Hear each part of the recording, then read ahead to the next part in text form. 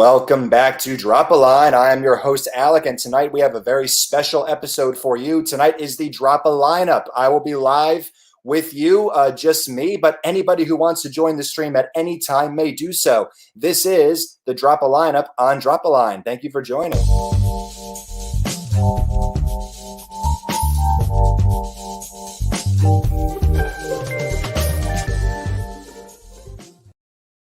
And while you are watching this evening, please do leave me comments about the sound quality. Let me know how the sound quality is. If I am echoing, if there is interference, please do let me know. Please do let me know. How were finals? I've had no coffee, my love. I have had no coffee. This is just me. This is just me being authentically, fully me. And I know that our IT guy, Andrew Bast, is in the chat room with me. So he technically has first dibs on coming live on the show, but I will not put him on the spot. I will not put him on the spot if he is not ready. But I just want to say, if y'all want to get ahead of Andrew, you better act before Andrew does, because my goodness, being in the chat room to monitor the show behind the scenes, he could certainly hop on whenever the heck he wants. What's going on with these comments? Let's check out these comments. I love this. I love you guys. I love it. I love it. Ime is doing good. I have not had that much coffee. Thank you very much. Crazy busy week. Ime, tell us about your week. Tell us. Nicolette is asking, how are finals? Finals are still going on, actually. I've had my last class, and on Wednesday, I had my last class. I have 2 projects left. I'm finishing up a theory paper, which is a really fun paper to write. Really fun paper to write. I'm studying school psychology. For those of you who haven't heard from me in a while, I'll tell you a little bit about my life. I'm studying school psychology. I intend to be a school psychologist as a career position because I think that is just a great way to help out children and adults in the schooling system, which is what I would like to do for the rest of my life, in addition to writing and helping y'all out here, giving y'all a platform to come and talk about your stories. That's how I want to make a difference in education and in and out here in the indie writing scene. So I am in school for get out of my shot. Get out of my shot, would you? Okay, I think we're good. I think that pretty much covers it. All right, cool. Yes, I'm writing a theory paper, which is taking counseling theories of psychotherapy, and kind of integrating them together, talking about what kind of practice you want to talking about what would be your practice, integrating theories that you study throughout the semester. So that's a super fun paper to write. I'm not done with it yet because I want it to be good, and then I have a final exam to do. I got to watch The Breakfast Club and write a paper about it, which is awesome because I love The Breakfast Club. Love it. So that's grad school. And yes, I did move the computer. Yes, I saw the ring light. The ring light is oh my goodness. So you saw one video I made for grad school and it was awesome. Thank you so much. I made that video right in front of you. You were with me. You were my emotional support throughout that process. My wife to be, Carrie, thank you very much. We are getting married soon. Carrie is going to be my wife. I'm getting married. Okay. And thank you very much for that question, Nicolette. That was a great question. How much time have I wasted rambling? 5 minutes. We're good. I can see your computer screen in the background. Nope, not anymore. Feeling super included in the behind the scenes look. Well, they could see it over here in the not behind the scenes look as well. So that was starting to be a problem. Hey, my water's in the shop. Let's have some water. I talk too much. All right, so we're doing introductions right now, but I am going to talk about I am eventually going to talk about some very serious issues that affect all of our lives. Those issues, of course, are my work in progress and my Patreon. That is something that nobody can escape from. Ime, I've been trying to finish up my capstone and it's exhausting. 70 plus pages about character and point of view. That sounds exhausting, Ime. I really do admire, I deeply admire the work that you do. And I definitely think you're a great teacher in a lot of ways for anybody who needs to, who wants to venture into creative and or professional writing. I think that some of the things you've shared on our show are just dynamite. So, and Carrie is a star. Carrie is very much a star, but there's a lot of stars here. Nicolette, you're a star. Ime, you're a star. Andrew, you're a star. Oh my goodness, Andrew, you are a star. Okay, so I'm going to start telling you all a little story while we wait for people to join us live. We haven't gotten any requests yet. I was going to say that we had to wait until at least 5 minutes into the show before I would start taking requests to join. but I rambled for close to 6 minutes now, so we took care of that. Anyway. All right, y'all. So I am Alec. I am the director of broadcasting at One True Promotion. Andrew and I created One True Promotion in 2019 we got this star stuff in his face. You stuff your face, Andrew. Have some dinner, would you? You work too hard. Anyway, so Andrew and I started One True Promotion in 2019, I believe it was. Did I get that right? Was it summer 2019 or 2018? Now I'm getting a little confused. I feel like it was summer 2019.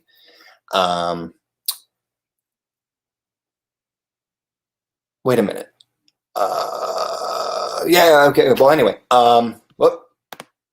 yes, August 2019. Thank you very much. So we started August. Thank you, Carrie. I saw that.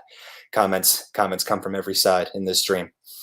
So yeah, we started One True Promotion in August of 2019, and Andrew and I originally were talking about how to promote me and how to promote him when he published his first book, The Sanguinary Song. I had already published my first 2 books, Barker's Rules and Living in Fear, with a company called Seven Horns, but I decided to venture out of Seven Horns and become an independent artist. And yes, Carrie, right before we met in September, a month before One True Promotion was born, I decided to become an indie author for behind-the-scenes reasons, and I have since republished Barker's Rules and have yet to republish Living in Fear.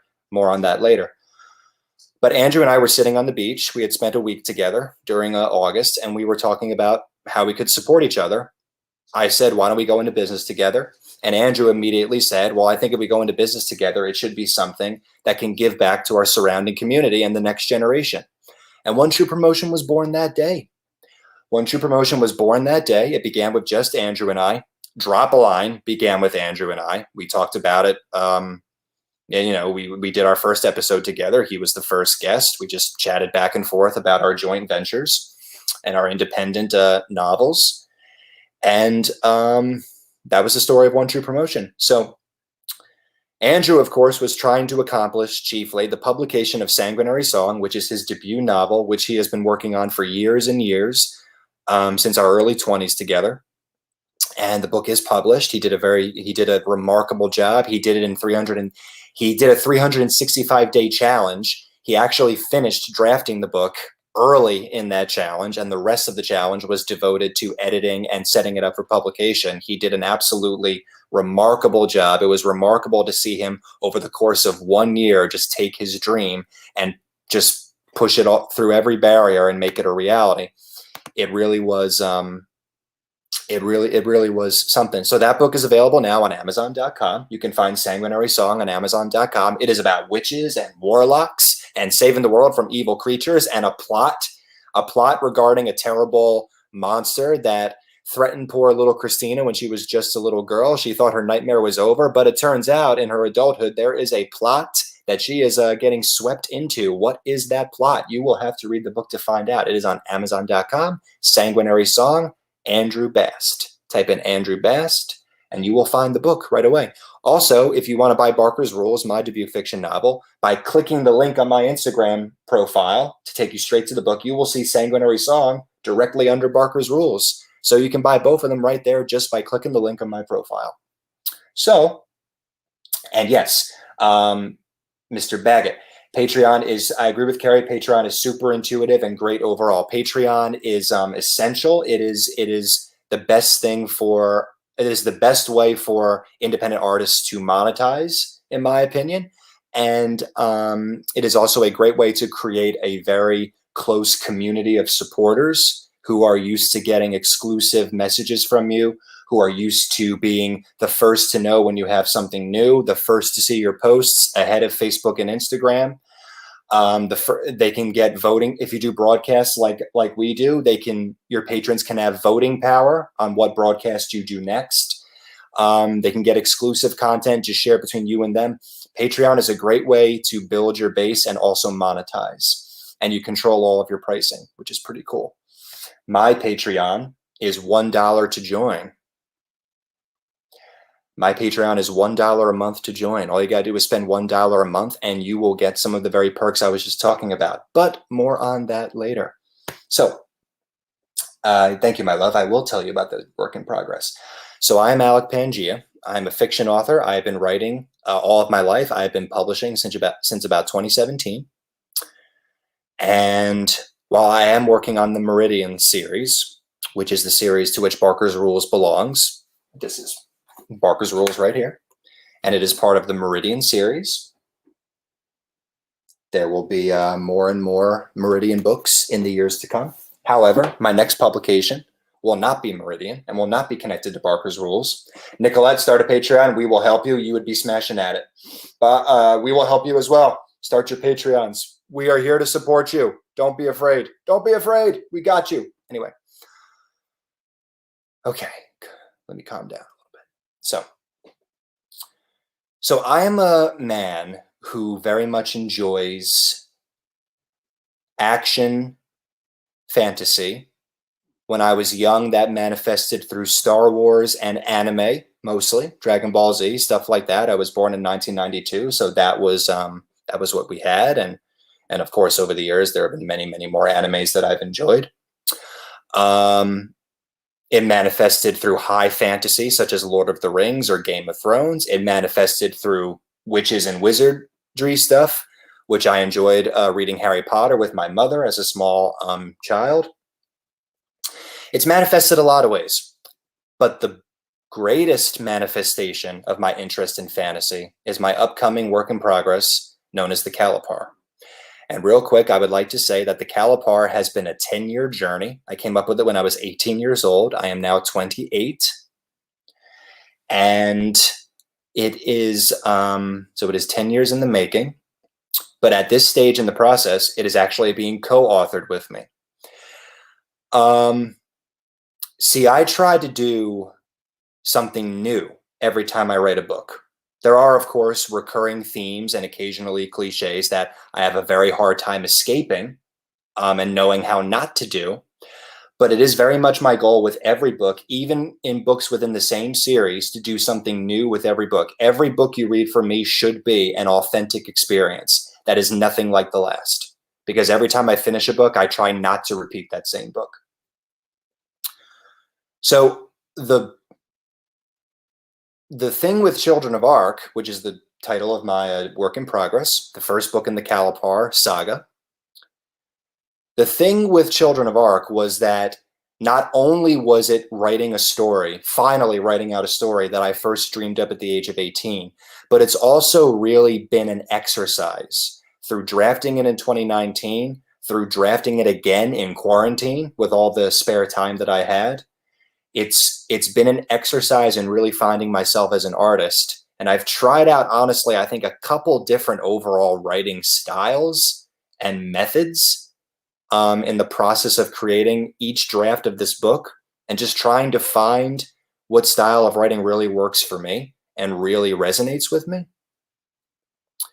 And I am very blessed to have an editor who is marrying me, who went the extra mile to help me rewrite certain scenes, to dream up conversations between the characters in her own time, which matched the vision as I was describing it to her and helped me to realize, see, if you do it like this, if you approach it like this rather than this communicates your vision more.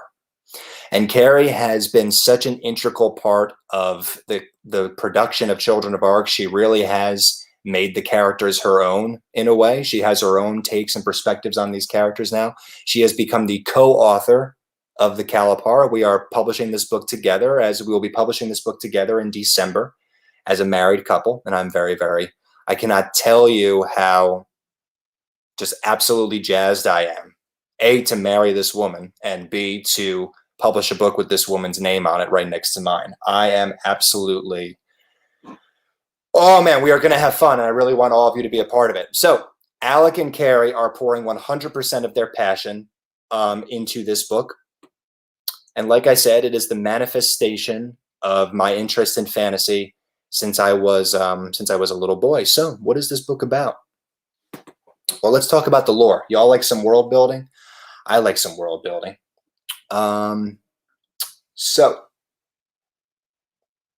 you do have the best boss ever, don't you? I endorse that comment. I try to be a nice guy. Honestly, though, she brings it out of me. Like, I've been a bad boss in the past. I'm not even going to try to hide it. You know, there's a lot of things. There's a lot of things in my youth that I wish I could take back. I'll just say that.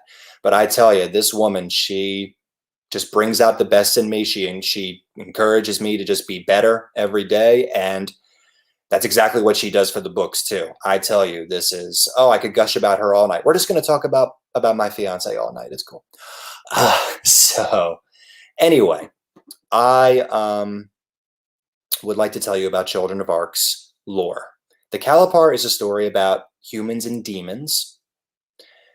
I chose demons a very long time ago. I chose a bit of a theological approach to it. I chose a theological approach. You know, I chose demonology for the antagonists and the lore of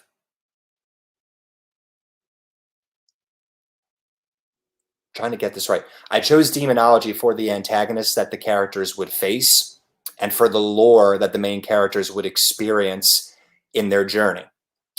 In setting up that lore, in going a little bit deeper into that lore, I chose a theological perspective. So there's a little bit of theology in the series as well, which I haven't seen very much of recently in these recent days. So I think it would kind of be a cool way to bring back sort of the theological, spiritual hero's journey, at least based on what I've been seeing come out on television recently. But this is a story about humans and demons. This is a story about a post-apocalypse in which demons have invaded the earth. They have become man-eating monsters that come in all variety of shapes and sizes and colors and abilities and poisons that they put into different parts of the world, some of which has been captured magnificently by our artists Cameron and Michaela and Ariel and Nick. And basically, if a demon sees you, it wants to eat you and you're dead. There is absolutely nothing that humans can do against demons. There's absolutely nothing. Guns, bullets bounce right off of them. Daggers snap against them. Steel melts under a demon's breath. There's absolutely nothing that a human being can do against a demon, which is why this has been a short crisis. In a very short amount of time, a period of a couple of decades, they have literally trashed every single nation. The United States looks very differently than it used to. There are something like 80% of the world's populated cities and towns are pretty much ravaged at this point, and human society is consolidated in various places. So that is the world of Children of Ark. Children of Ark is a story about the town of Ark. Ark is one of the last remaining settlements, and it is located in Arizona, and the people there are living fairly well. They're living normally in a fast-paced economy, mostly because demons have not visited this territory in quite some time. So they're out of the line of fire and they're doing pretty well. So basically, there is one way to fight a demon. There is one way to fight a demon, and that is in the form of a special weapon. It is in the form of a special weapon. And I'm not sure I want to talk too much about the special weapon because I feel like we might be getting into spoiler territory there. I can definitely talk about the demons. I can talk about what they've done to the world. And I could answer some of these questions for sure. But I don't think I'm going to talk about the special weapon just yet. The Kalapar is all about a person who lives in the town of Ark, who witnesses the emergence of a fellow called the Demon Knight, who can kill and hurt demons. And that is all I will say about the beginning of Children of Ark for now, because we are getting some pretty good comments going on right now. So, oh my goodness, Ollie Switch is here. Ollie, what's up? Olivia, what's up? It's so good to see you. Thank you for watching the stream. Join live with me at any point. This is an open mic. Anybody is welcome to join. Nicolette, do it. Start the Patreon. Listen, by the end of this stream, it would be great if you started the Patreon. So. World building is my favorite, especially with Children of Ark. Oh, and Carrie, you are so good at it. Ime, I feel like I should jump in and interview you about this. Ime, please do. That's what we're here for tonight. Anybody can join at any time. You are more than welcome to join the stream. World building is the best. That's what I love about fantasy. Yes. Baggett, I absolutely agree with you. I was always a big fan of Star Wars because of the aliens, because of the Jedi, because of Darth Vader, because of the lightsabers. When I discovered Lord of the Rings and actually got to see Middle Earth sketched out on a map, as opposed to just, random planets in a galaxy from shot to shot, actually see the fleshed out world of Lord of the Rings, that drove me absolutely wild. That heightened my interest in world building. Different races, different cultures, different creatures. I eat it up. And that is definitely something. This isn't a high fantasy, the Kalapar. There's no elves, no dwarves, no anything like that. The stress is very much on demons, at least in book one. At least in book one. But this is going to be a long series, and you're going to see a lot of freaky stuff happen as the world continues to develop. So, yes to both comments above. Let's talk Ime. Andrew, thanks to Nicolette, I've decided to add family trees into my story. Nicolette, good stuff. Really looking forward to it. Seems like a fun activity. Yes, family trees are very important, and I think that those exercises will bring the Sanguinary series especially a very long way. We have a question from Ime here. Could you tell us a little bit about where the demons come from and their motivations, or is that spoiler territory? No, we could talk a little bit about that. That's a pretty broad topic, so we definitely could do that. We have a request. Ime is going live with me. All right, hold on a minute. Let's bring Ime on. Ime is here. Here we go. Here we go. Here we go. Hi there. How you doing, my friend? Listen, do you want to join us on StreamYard as well? I can send you an email link right now, and you could be. Yeah. All right, cool. I believe I have your email, so let me just try and invite you. See if that works. See if that works out, and you know the drill with the sound and all that. Yep, there we go. There you are. I'll send you that invite right now. Folks on Facebook, YouTube, and Twitch, we've got Ime coming on for a couple of minutes. What is up? By the way, I think that if more people join, this will go a little bit longer than 10 o'clock tonight, if that's cool with everybody. We certainly want to fit everybody in. For now, let's say that for now, we usually go to 9:45. So let's say we're going to go straight to 10 o'clock at this time, and we'll see where we're at 10 o'clock. We might push it to 10:30. I don't know. Sound check incoming. Very good. Very good. All right. So, Ime, as soon as you are in StreamYard, we can get straight to your segment here. Yeah, there you are. Cool. And we'll bring them right on. Hello. How are you, friend? Hello. We're doing great. Wonderful. Is it Thursday? Why can't I hear you? I was just hearing you on Instagram. What happened there? What Instagram? Can you hear me now? Instagram, come on. Testing 1, 2, 3. 1, 2, 3. 1, 2, 3. Alyssa Leona, thank you for joining us. How about now? Can you hear me?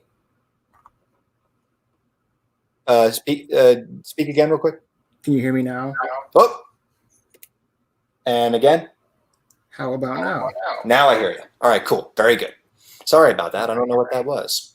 No, so, right before you came on, you mentioned, I love generational fantasy stories and seeing how the characters inherit things from their predecessors. Ooh, I love that. Do you want to talk a little more about that? Like, especially with world building. And you mentioned Star Wars. Like, it's so... Like, Luke is who he is because he's in this certain position in the world, right? Yes. And so he comes up from that background, especially something that's like way bigger than he ever was. And so that informs so much of his decisions throughout this series. That's like super cool. And then with the prequels for Star Wars, how just understanding how, Darth Vader came to be who he is and how that all ties in ultimately to what Luke's legacy is. It's really super interesting. I don't know like what your plans are for Children of Arc, but building up that character who is in that really weird position, and maybe as the series goes on, things get weirder for him, and he has to adapt to them in a way that speaks to his heritage, where he's from. Like figuring out how to develop that in a way that's just true to his character and true to the kind of world that you've created. It's so much fun to do. Right, to just figure those things out and see how it works. Testing. 1, 2, 3. How we doing, Andrew? Am I okay? Testing, test. Just give me a thumbs up if I'm okay. You don't need to type anything because I can see your screen where I am. Am I good? Testing, testing, testing. Cool. Got a thumbs up. Carrie, what do you think of Ime's comment? Is our main character Richard in a weird place? Does he have things to figure out about his heritage? Does he have to figure out his place in the world and how that shapes who he is in the context of everybody else, especially with some weird fantasy creatures running around? I don't know, Carrie, you tell us. But I think Ime is pretty much spot on. Ime, if that's what you want, I got to tell you, the main character, I will tell you a little bit about Richard Renovan. He is the protagonist of the Kalpar. Richard Renovan is a man living in the town of Ark.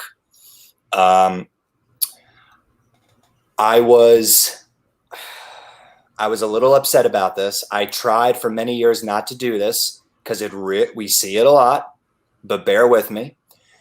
He is a man who is in the town of Ark. He does not know how he got there. There are gaps in his memory, which we have seen with many heroes. However, the reason for the gaps in his memory are directly related to very, very key plot points that will be brought up throughout the progression of the series, especially in terms of some very secret behind-the-scenes events that will prove catastrophic to the progression the story eventually takes. And he is really, he is a very agoraphobic person in the first chapter. He is in a strange place. He's basically been told, pick up a hammer and do something. Because if you don't work in this town, you're not going to eat. And he was also like very close to death when he woke up in the town. He'd been seriously injured in some mysterious event. He had to do physical therapy and get seen by a doctor. And pretty much right out of recovery, they just told him to go get a job. So he really just doesn't have any friends. He doesn't know any of these people. They're doing what they've got to do to survive. He's doing what he's got to do to survive. And his family memories are very distant. He has not seen any of his family since he was 16 years old. And what he remembers was very graphic and very unpleasant. So he's lost his culture. He's completely lost his culture. He's lost his heritage. He's lost everything. But in this book, he is going to begin finding everything. The beginning of this first book is him finding not necessarily everything that he's lost, but everything that he's been missing and more. Yes, he at least gets some answers for that amnesia that he has, and that's got to affect him a really huge way, right? Going from being someone who just kind of just wakes up in that small town and is, I don't know, laying down railroad tracks, or I don't know what people do in post-apocalyptic demon worlds, but just whatever he has to do to get by. Obviously, he goes on to kill demons at some point. He finds his calling with that, but just learning all that missing history that he has, that's that idea is so cool. How does that change a person to realize or to rediscover something that they forgot, either from trauma or because they just wanted to forget it because it just was something that they didn't want to be reminded of, just because it hurt that much. That's so exciting to get to that point. I don't know if it happens in this book or in the next one, but getting there and then being able to play with his character and see how does this change his worldview? How does he respond to this world that he is in now that he knows all these hidden things about his history and his background? That's super cool to work with. It really is. And it has been super cool to work with. That's part of the reason that this book has taken such a long time, is because I really have been working with it. And ever since Carrie got involved, we've been working with it together, even just kind of pitching ideas back and forth, sitting together in the living room. And that has been transformative in ways I could scarcely even describe. Just to sit there and have somebody to be a talking partner versus the isolated, editing process. Yeah. Let me sit down and sift. That is really, it's like a whole new world. But yes, Richard has been very, very fun to work with, and he has a lot to work out. I'm very, when I do my characters, when I write a story, I always try to be thought-provoking. That's my first objective, is being thought-provoking. I'm a pretty emotionally acute guy. I like strong, cathartic, emotional moments, and I also have a bit of an optimistic streak. So sometimes I feel I do strive for,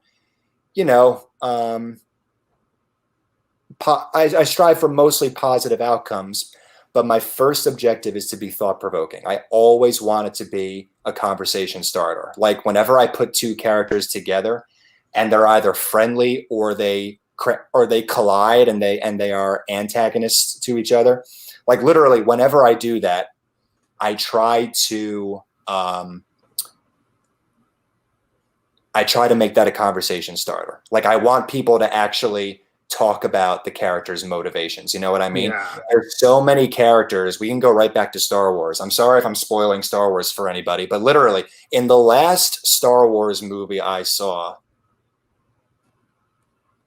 like the protagonist and antagonist meet at the end of the movie, and I literally cannot figure out either of their motivations at that stage. I'm just like, I don't understand how the heck we got here, but we're here, and that's a shame. But anyway, so that's sort of the element that I try to bring to my stories, is that I always want them to be character driven. There are heroes and there are villains, but there are always reasons, and it's always personalities clashing together and motivations clashing together. And also is a really important thing, which is with conversations that your characters are having, in real life, we just talk about mundane things all the time they don't really mean anything. But when you're writing a book, you always want to make sure that what are they talking about underneath the surface, right? Or Absolutely. What do the specific things that they say reveal about their character or how they feel, right? And so just finding a way to just make that dialogue really, there's a word for it, meaningful. I'm going to use the word meaningful. That's not exactly what I'm looking for, but a way to make that dialogue meaningful, to read it and get something out of it from the characters that you didn't know before. It's a really hard part about writing dialogue, but also when you nail it, it's always really rewarding to see that conversation and get to the end of it and be like, oh wow, I understand this person so much more now. And that is something that I really struggle with. I really struggle when it comes down to the dialogue. Not writing it, but making it exactly as you described, making it good, making it really translate something in a word. You know what I mean? And that is something that Carrie is when I hand her something, Carrie is a genius with that. And she has transformed this series so much. She has handed me things that she just came up with for the characters to talk about. And my head falls off my shoulders. Speaking of Carrie, I just want to address some comments. Richard begins quiet, but still waters run very deep. He could soon erupt and shake up the world. Absolutely. That's from the co-author. She also says, Richard surprises me all the time. Oh, yeah. Let's maybe answer Ime's question about the demon's history and motivations. Yes, I need to answer that. Giving the dialogue an undercurrent of sorts, she says. Thank you very much, Carrie. And hello, Ron. Thank you for joining the stream.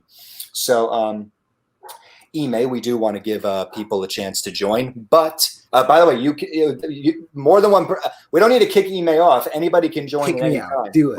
We can have multiple people on screen at once. So I literally forgot that until just now. So literally, if anybody wants to join now, just join. We'll bring you right on. Ime, I do want to address your question. And then I want to ask a little bit about you. Since you're here, we want to check in with you as well. You've been very kind to interview me. Turning the tables on you here. Yeah, I appreciate it. The demon's motivations. The demons the first demons you see in book 1, I will tell you, are very hungry. The demons have a very specific diet. Their diet is human flesh, and their drink is human blood.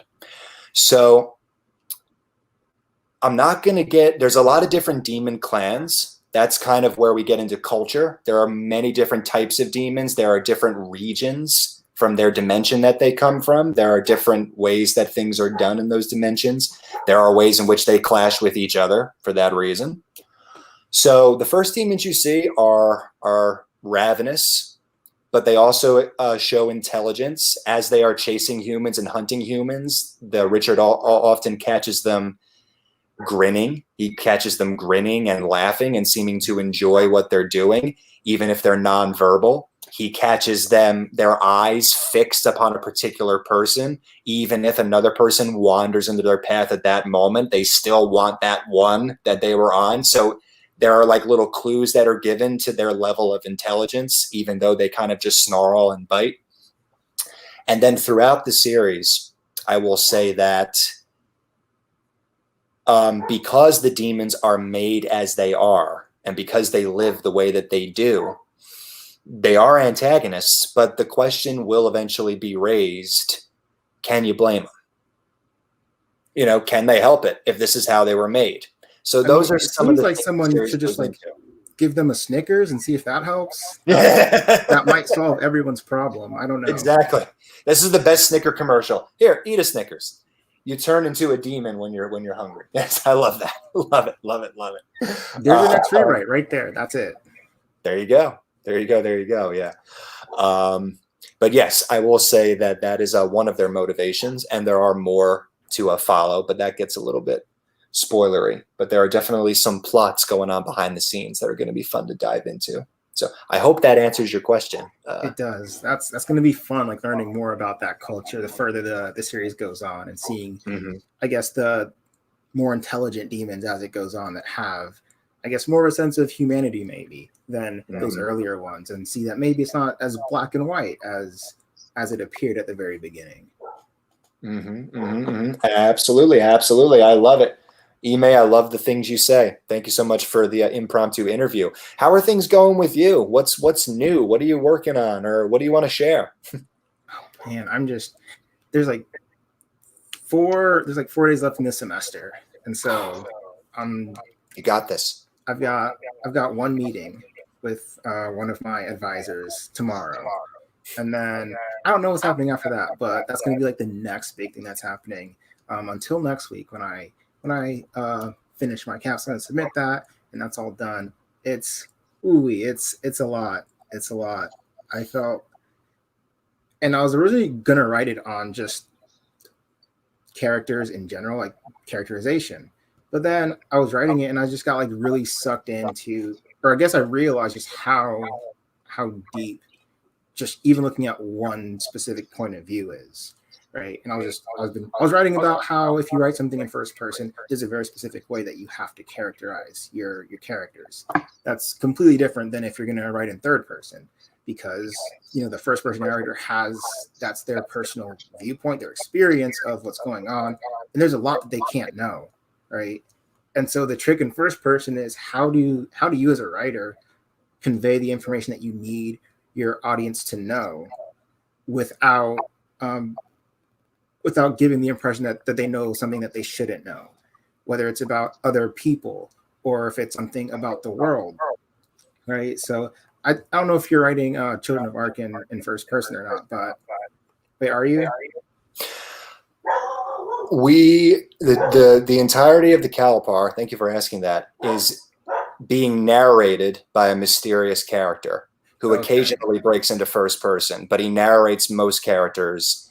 They narrate most characters in a third person, but it's you'll see. All right, so it's not quite the same, but so I mean that narrator could at least have a reason for knowing everything that they know about the story, right? But if it was an actual just first person narrative, it'd be like, how do I? That's probably good for you, because it would be like, how do I explain the world that's also foreign to, you know, your main character, but you want the world to be more, you want your reader to be more aware of the world, right? Yes. And so that goes a long way. So that's like super complicated when you're like doing it in first person versus third person, or doing it how you're doing it with like that telling it through third person in hindsight, Carrie calls it. I think that's pretty good. And I should know this because I have a list of definitions and I've been writing about it. I should know what the exact like technical term or whatever is, but I can't think of it right now.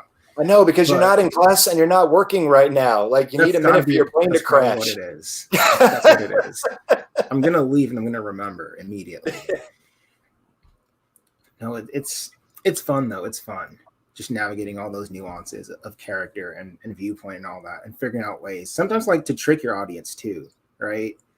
Like withholding information when it makes sense, obviously, but there's things you might not want them to know, so you just don't tell them until later, and then say, "Surprise! This is it. This is what we're doing." That's right. Oh, I love it. I love it. I love it. I love it. I really would love to read your capstone. I got to tell you, because you are such a vault of knowledge, and you know how to apply that knowledge and kind of like go deeper into it. So, I mean, I feel like I know this has been like hell for you, but I'm glad it's almost over. And I really feel like this is going to be an awesome paper to read. Like, I would love to read this one day. I'm serious. I'm pretty sure it'll be like on public record somewhere in like the school library somewhere, but I could also send it to you if you wanted to read it. It's really just like a small piece of what would ultimately be like a super, super long essay, like a super long book just about various things. But so far, it's shaping up to be a lot longer than I thought it was going to be just for this one section. Mm-hmm. Mm-hmm. I believe it, man. I believe it. Man, I got to tell you, Ime, we wish Ime the best of luck. We wish Ime all the success in his semester and with his capstone. And we love it when he stops by. This is his third time stopping by. He is always colors the conversation and takes us to new heights. So thank you very much for that, Ime. You're welcome to stay, by the way. I'm just saluting you. Does anybody else want to join tonight? Carrie, I remember you mentioned wanting to join at some point. Anybody can be on screen at any time. Blaine, you're welcome to join as well. Anybody, Instagram can fit multiple people, and StreamYard can as well. So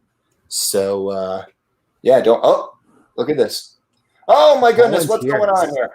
Look what's going on here. Okay, let's see. This is gonna be the first time we've ever done this on Instagram. Oh, I thought you did, but if you didn't, that's fine. Oh my goodness, hello. Wow. Wow, hi. Well, you're in a park, so you can't join us on StreamYard at all. Does anyone want this dog? No, I don't. Ime, you want the dog? I don't. Looks happy with you right now. I mean, she is, but her whole thing is that she needs to get adopted. So please take her. Okay, so for those of you on StreamYard, Sam Rubenstein is here, and he has a dog to adopt. So literally, this dog needs a home. Does anybody want a dog? Andrew, you want a dog? She's a pretty girl. Somebody take her. Alex, do you want me to wait till I get back to my apartment and call in that way? Because I can. Yeah, whatever you want. We're definitely going to push this to 10:30 tonight because this is heating up. So we're not going to cancel this stream for a little while. So yeah, do what you got to do. You can stay on, or you could leave and come back if you want. Whatever you want. I feel like I've made everything slightly a little weirder than you expected. Yeah, but that's what you do. That's what you're supposed to do. That's part of your entertainment brand, Sam. It's all about the branding. Yes. All right, cool. Yes. So, all right. We will wait for you to come back. Yes. So. Oh, I did not know Instagram could do that. This is the first time I've seen it. Yes, Instagram can now do chat rooms, which Drop a Line now has the capability to do. We are going to be having Justin Gladstone and Daniel Novotny on a couple months from now, and yeah, so that's going to be pretty awesome. They could partner up on Instagram and on StreamYard, so that's really cool. So how many people can you have on Instagram at the same time?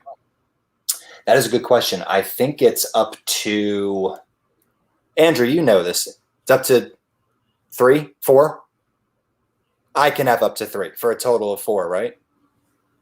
Or is it just 3, including me? We can do up to 4 people now, and I'm here for it. Yes, it's 4 people. Yes. So you have yourself a little round table. That's right. That's right. Oh yeah, and listen, like the farther Drop a Line goes, the more I really want to do things like that, because all of you have been great. I'm like overjoyed that you all keep coming back, because this show is really just like growing more and more, because all of you bring such great insight and just great content and conversation to the show. So, I mean, like, I totally want to keep doing things like round tables and stuff like that. So, and it's quarantine season still, kind of, everyone's still kind of keeping to themselves. It'd be super nice just have everyone talking with words, face to face. Absolutely. I could not agree with you more. Guys, I've answered you before you asked. Tara's here. Hello, Tara. What's up? You want to join us live? You can join us live right now. We can have up to 4 people Instagram, and up to, Andrew, how many people can we have on StreamYard? It's a lot, right? Is it 40? We can have up to 10 people on screen. Well, we've got 3. What did he say? About 30? Andrew Best is here, ladies and gentlemen, and he has a cat. Hi, cat. She's asserting her dominance currently. Did I cut you off at all because you were muted on my end? Yeah, because you muted StreamYard, but yeah, it's 10. It's okay. So it's up to not quite 40. Okay. Well, we could have like up to 40 in the background, but it's 10. Straight.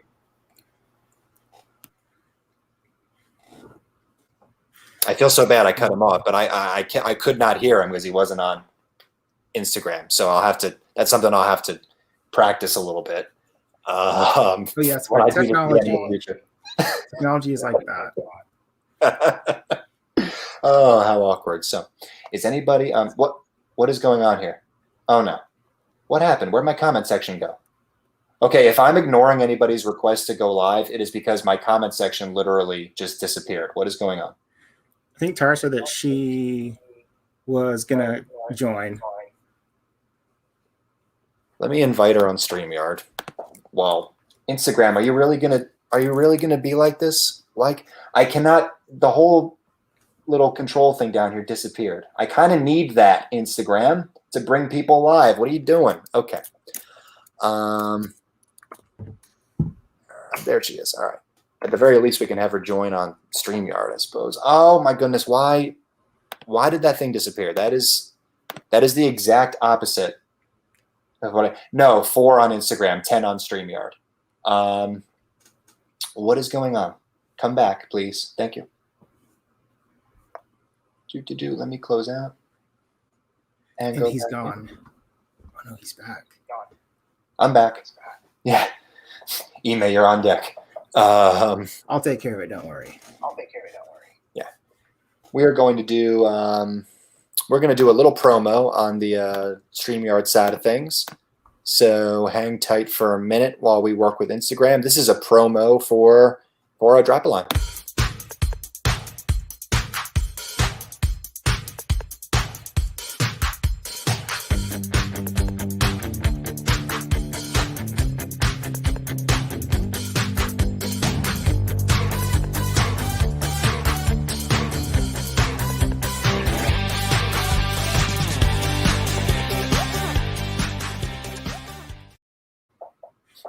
And we are back. Discouraged because the more the merrier. That's right. Okay, so we're going to play another promo for what's a good promo? Let's do the promo for live readings, which is happening May 22nd, by the way, if anybody's interested. This is a promo for live readings.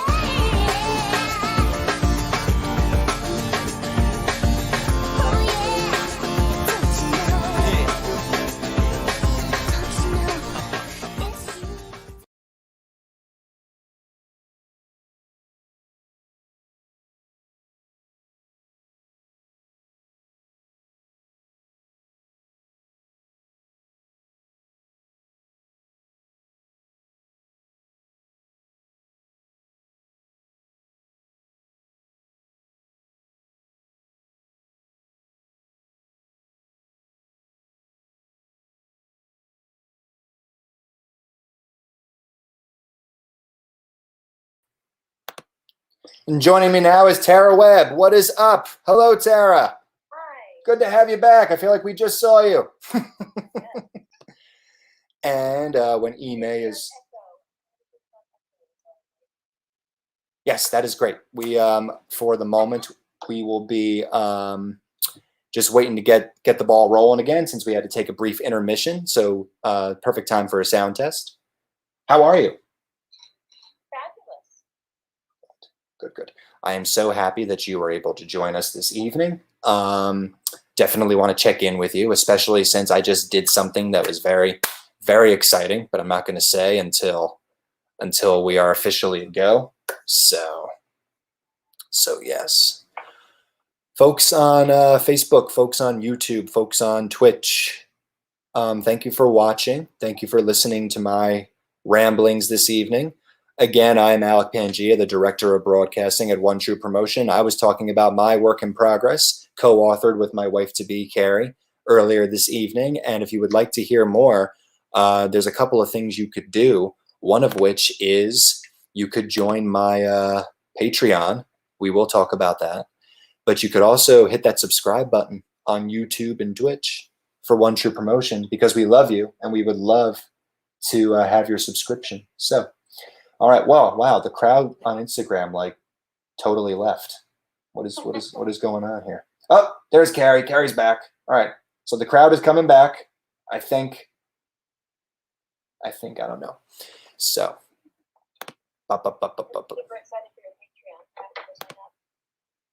Oh, you will. Thank you so much. That is so sweet. Thank you very much. We are not picking you up on StreamYard. Can you unmute your mic down in the window right there? That's the mic. Yeah, that's the mic on the audience's side of things. So, and Brielle, thank you so much for coming. Join us live if you wish to promote yourself. We would love to have you. Yes, we mute our computers, not the windows. So, yes, that is. Carrie, and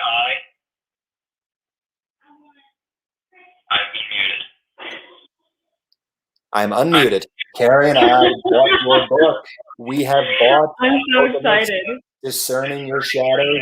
We talked about this book last week, and I'm very, very, very excited to read it myself. So, Tara, would you like to tell the people about your book that you wrote?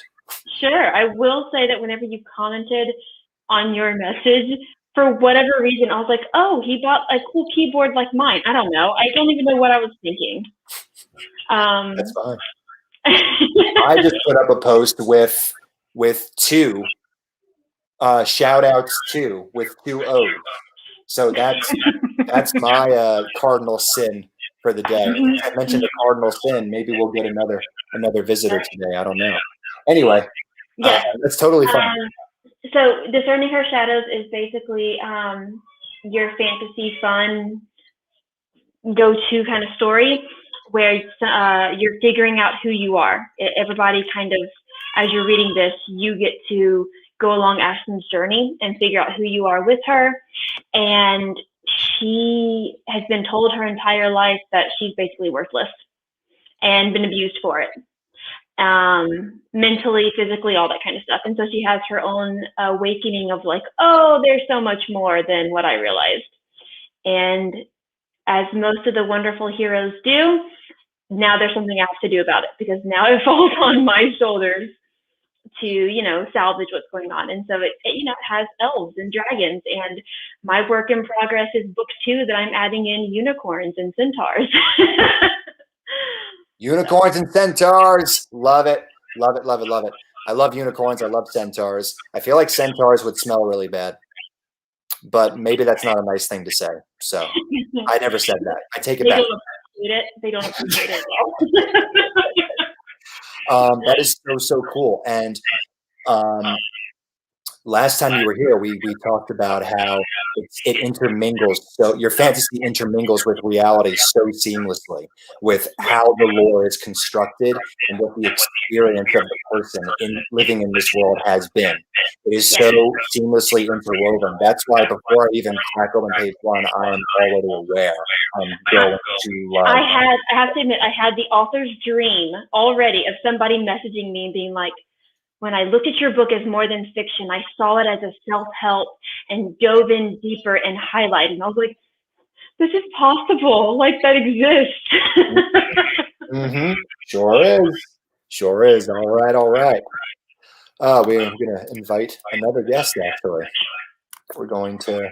This is going to turn into quite the party, I got to say. By the way, everybody, just so you know, as of now, since we're having such a great time, the running time for the show tonight is about 10:30, 10:45. So we are at 55.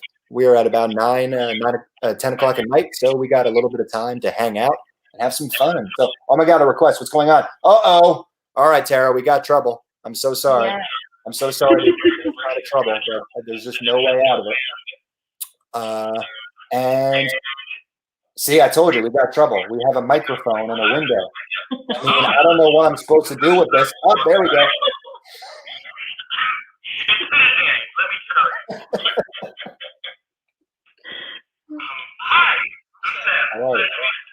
Hello. Do you want to join us on StreamYard as well? Yeah, so which one do I mute so that there's not a come out of that? Mute your computer.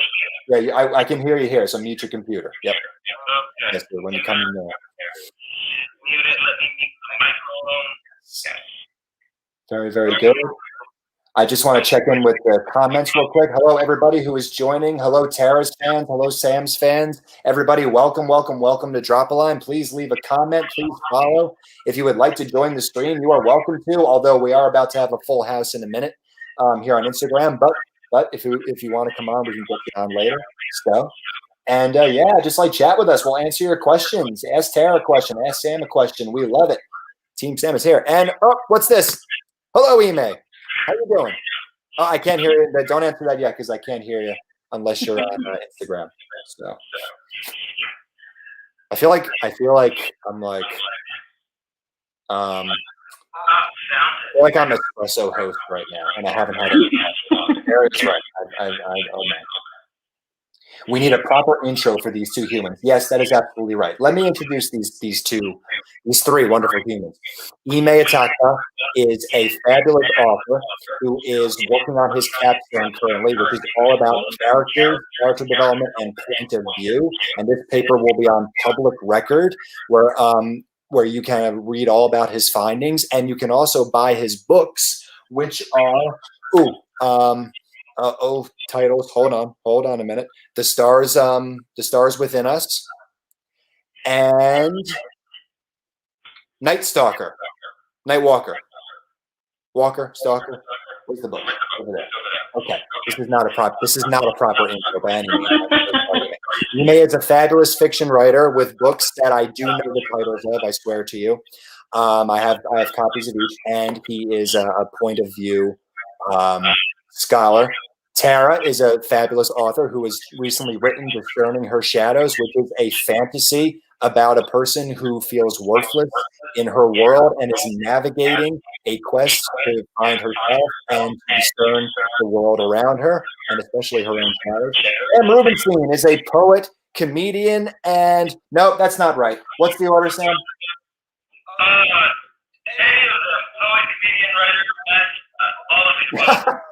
Sam is a performing artist. He is a poet and he is a comedian, and he is a fabulous wordsmith who always brings a lot to the discussion. He will be joining us on StreamYard soon. I'm echoing bad now. Okay, well, I have a cure to that. I could just shut up and let Tara and Ime talk.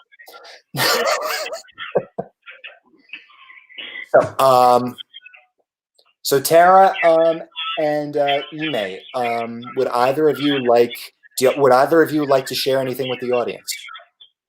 I would love to hear more about what Ime is writing. I'm very curious.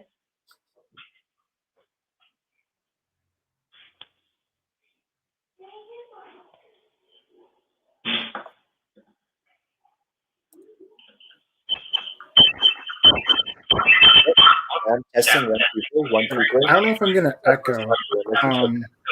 We'll I need to join on Instagram. Diane, if you would like to join, give me 1 second on that. Because we are having a little problem. We're having a problem where once again, Instagram blocked the comment area. I do not understand why they're doing that. If anybody can help me figure that out, that would be. Oh, hold on a minute. Ah, very good. Okay, so I found a little way around that. That's nice. Hello, sir. Welcome back. Okay. What we'll do, Diane, is we will we'll get you in a little bit later in the stream, okay? So, Sam, thank you so much for joining us. You haven't gotten much chance to talk yet, and don't worry about StreamYard because we can all do worry about. I figured it out. I figured it out. And would you like to introduce yourself to the audience? And please, everybody, I know that we were just kind of trying to work out this little situation here, but if you still drop a line, it's still a chill, relaxed environment. So just get comfortable and just tell us who you are and what's up. Sam, hi there for everyone who doesn't know me. My name is Sam Rubenstein. I am a poet, a comedian, as of recently a semi-competitive hatchet thrower, which has been the most interesting part of my time recently. I wrote a children's book called To the Spider in My House. You can buy it if you want. I also accidentally wrote a play recently. It wasn't on purpose, but it happened. So now I can add playwright to this list. And I'm happy to be back on here in this environment. I like that there's more people. Like, this is so cool. I've never met Tara or Ime, and I feel like they're more exciting than I am. And Sam, I just want to point out that you did not cause any problems whatsoever. What happened was, because this is my first time adding multiple people, I don't know the glitches in Instagram when I try to do this. So that was what was causing the problem. So you are good. We are happy that you're here. And yes, Tara and Ime, would you like to respond? I am not the most important person. You got that.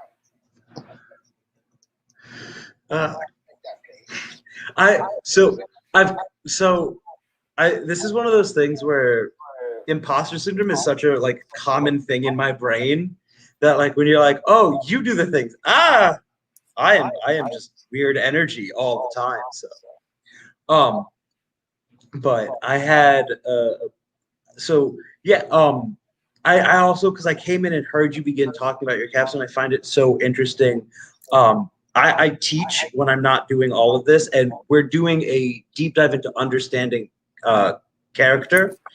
And so listening to kind of you as I was popping in and out while walking the foster dog, if anyone wants her, please take her.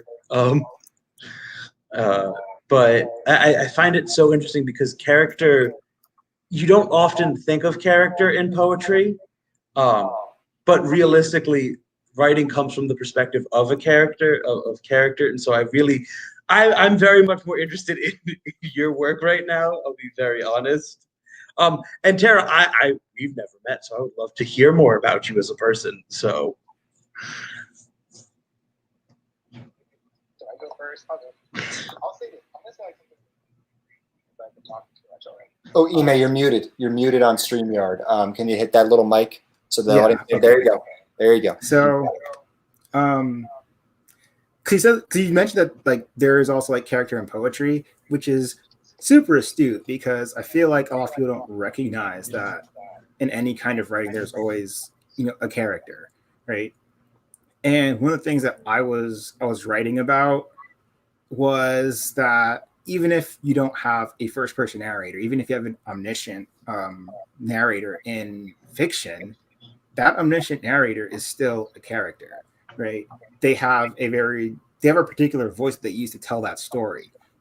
A lot of times you can have authors who you read their work, and even if they tell it in third person every time, you can tell that author wrote it because of the choice that they make in presenting the story. But I think a lot of times it's worth considering for this particular story, would it be worthwhile for this third person narrator, for this omniscient narrator to have some sort of unique flair to the way that they describe the events. And the same thing in poetry is that the language should change, right? From poem to poem in a way that respects the story that that poem wants to tell, or that respects the emotion that that poem wants to evoke. So, regardless what you're writing, there's always a sense of character. Like, have you ever read like a press release? Yes. Those guys who are writing those press releases, they're in character every time. And you read it and you're like, corporate shill.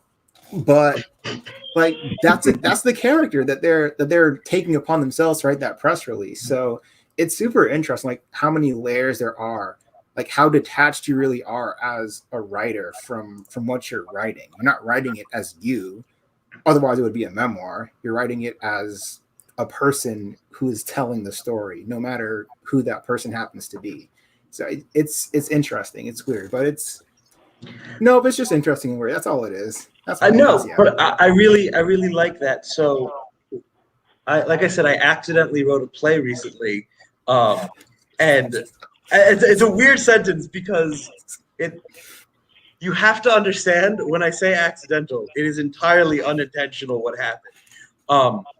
Alec, I feel like you know me well enough this isn't going to be surprising.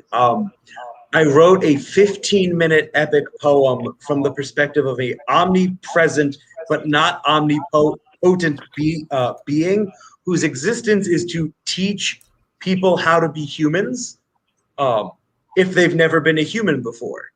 And so it's this 10 rules to be a person for first-time people. And what ended up happening after I wrote that was that then expanded into, okay, another poem about this character, and then another, and then, okay, this character needs another character to interact with. So then there has to be a opposite character for them to interact with. And then there's dialogue, and next thing I know, there's about 20 poems, and it's a one-act play cataloging the concept of what it means to be a person. I did it within a weekend. Can I have some of that energy, please? It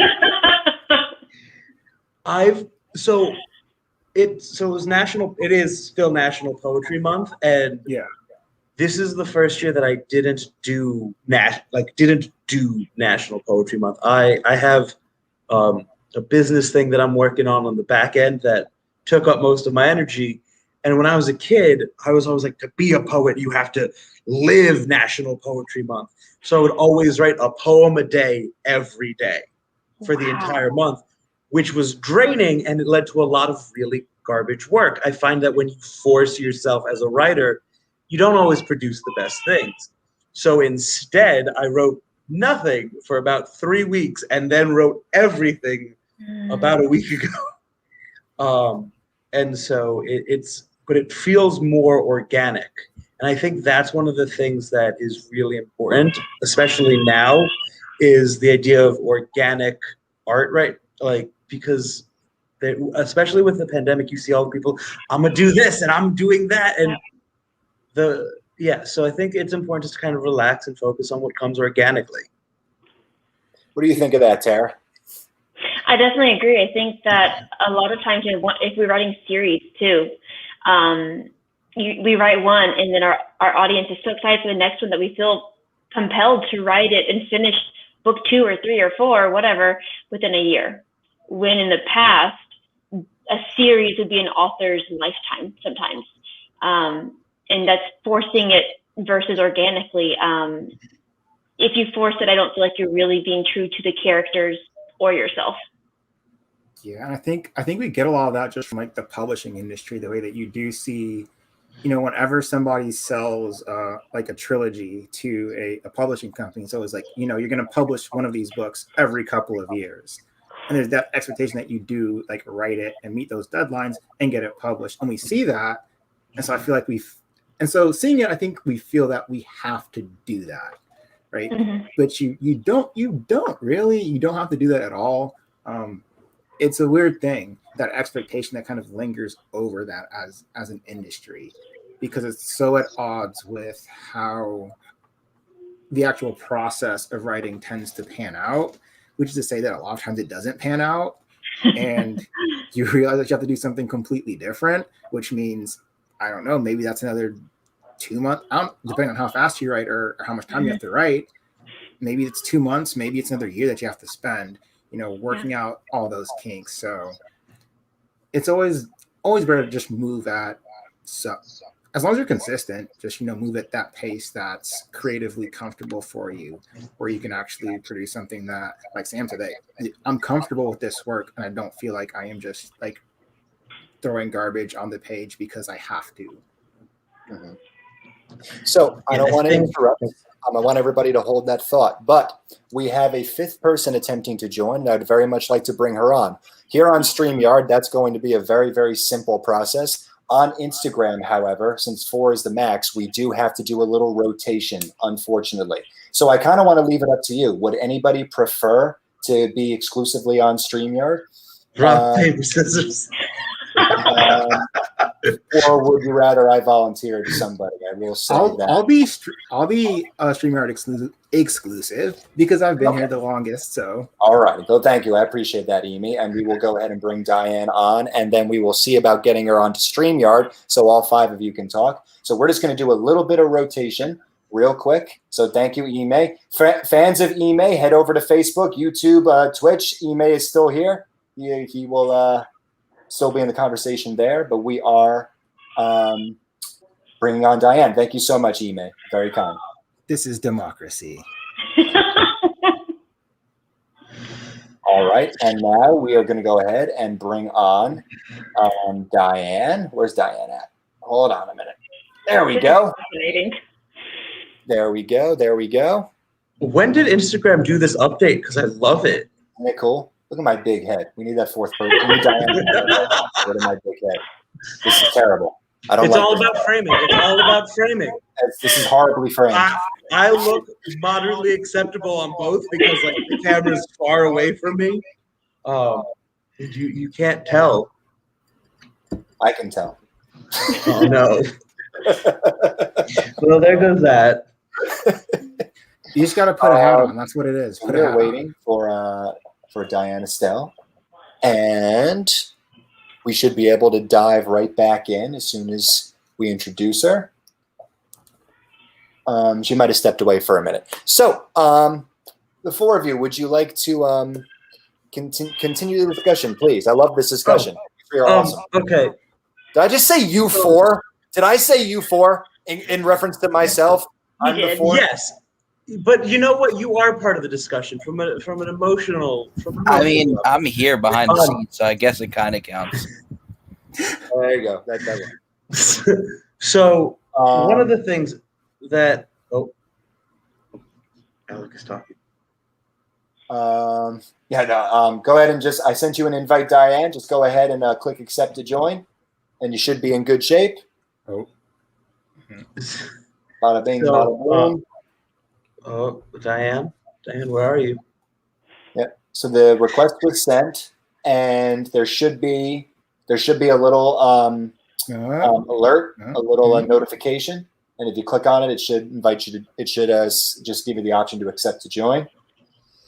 The thing I love about like technology and stuff like this is the moments like this, because I find that this is the most like human you will ever see any person, especially if they work in the performing arts. Absolutely. Yes.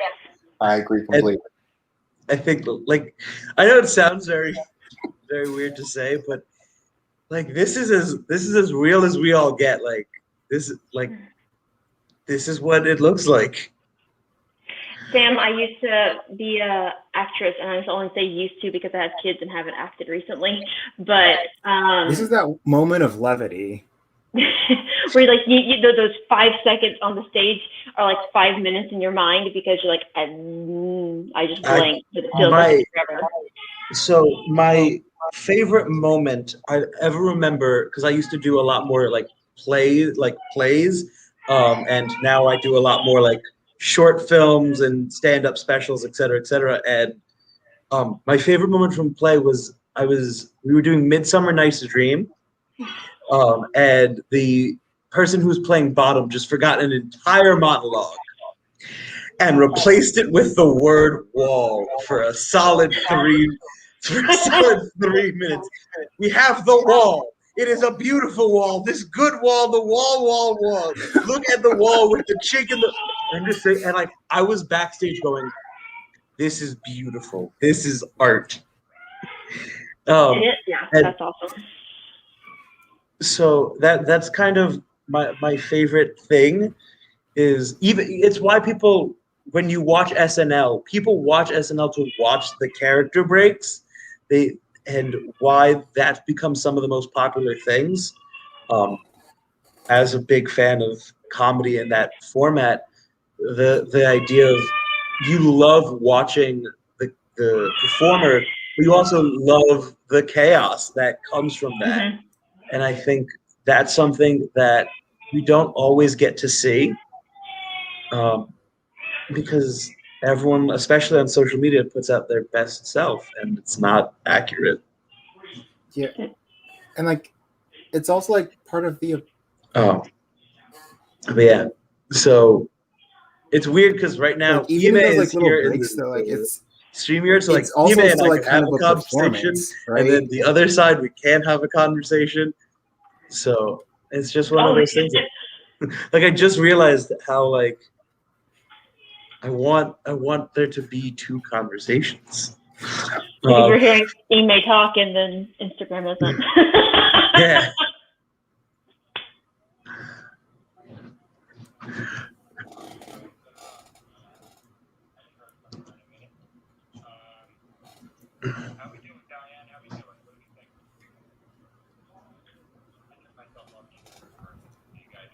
Hi. I did because I got really confused. I got very confused on the StreamYard for a second. Or like, but it's okay. I just realized I can't hear Ime. How can I fix this? I didn't want to say anything. Give me a second. Because of the muting thing. Hold on, I got this. Can you hear him now? Okay. You may say something.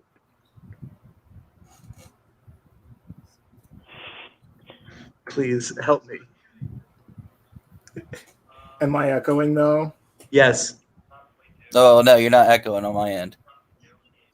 Oh wow, maybe I'm not echoing. Maybe Yeah, I'm everything still is just, like, good. Everything speaking into the mysteriously void. cleared up like 10 minutes ago. Okay. And I haven't. Well, and I just jinxed myself now. So. Okay. Okay, this works. This is possible. Let's see. Let me know if you get the echo on Instagram. So this is my favorite thing that's happening. Does this work? Is this possible? Everything is possible. Just believe it. Oh boy. So I guess he's like messing with Instagram. I guess that's what's going on with Alec right now. Yeah. He broke the fourth wall trying to get 4 people in on Instagram. But it was cool. Like it was a real nice moment. Yeah, but it was only designed to have 3 people. I don't know where they got the 4th in there. The 4th is just pushing it.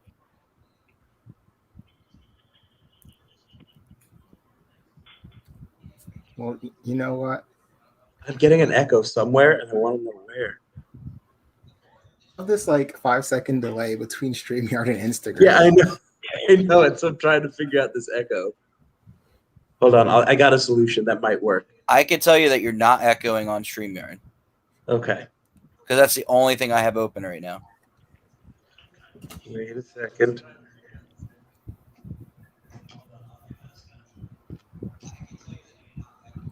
Yeah, it goes through. I'm listening on Instagram right now, and after I talk in StreamYard, I hear it on Instagram like 5 seconds later. And that's what's getting super weird. So I switched my headphones from Instagram to StreamYard.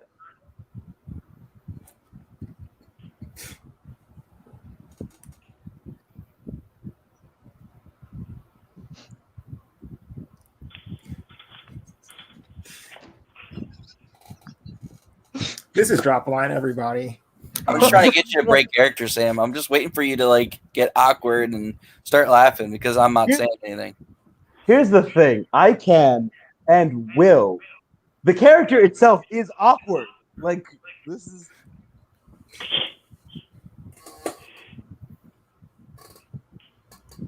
I love the echo, but I hate hearing my own voice. I know how I sound, and that's my problem. Yeah, you never sound the way that you think you sound, right? No, and it sucks because like I remember being a kid and like recording poems or recording things and thinking it sounded so cool, and then hearing it and it's just like, well, no one can hear any of this ever again. But I don't think anyone hears what you hear either, because you're hearing your voice inside your head versus the outside of what we're hearing. That's true. Also, it's like the idea of, you know, the mirror effect, where like you don't know the way people look at you, kind of thing, and so you're also objectively more critical of your own voice and your own image, and so it's really funny. I was a psychology major in college and was a clinical psychologist for about 1.5 years. So like the brain of this is wild to me. And I wonder, because, you know, when we're reading words, right, going over editing things, our brains I fix feel like I read certain words. somewhere that when you're talking, your ears are doing things that you don't understand.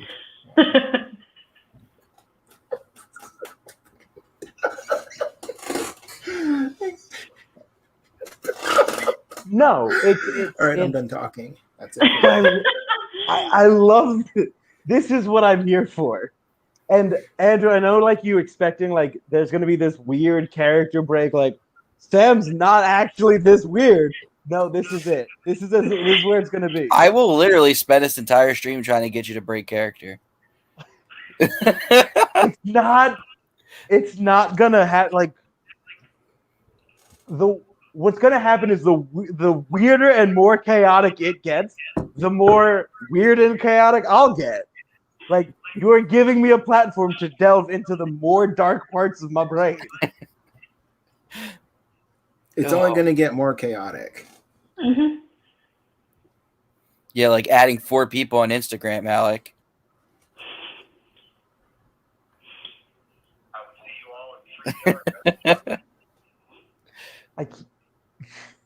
I can't hear Alec. I can barely hear him either. Oh. That's just because I haven't. Hi.